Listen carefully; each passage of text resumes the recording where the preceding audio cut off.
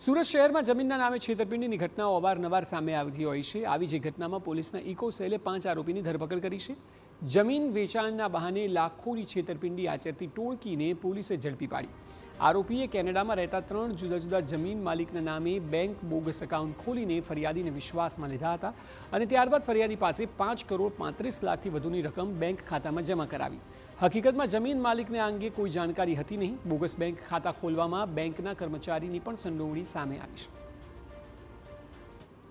3 જમીન માલિકો છે, એ ત્રણેય જમીન માલિકોના ખોટા અકાઉન્ટ, ફેક આઈડી અને ફેક સિમ કાર્ડ દ્વારા એ ત્રણે જમીન માલિકો એ જાણતો હોવા છતાં કે ત્રણે જમીન માલિકો કેનેડામાં છે, એમની પ્રેઝન્સ અહીંયા છે જ નહીં ઇન્ડિયામાં, તે છતાં એ 3 જમીન માલિકોના યસ બેંક અંકલેશ્વર શાખામાં અકાઉન્ટ ખોલી નાખ્યા હતા અને એ અકાઉન્ટ ખોલવામાં જે યસ બેંકના એના કર્મચારીઓ છે એમણે એમને મદદ કરી હતી અને ત્યારબાદ એ અકાઉન્ટોમાં એણે જે ફરિયાદી છે એની પાસેથી બેંક અકાઉન્ટમાં એણે પૈસા લીધા હતા, પૈસા જમા કરાવડાયા હતા।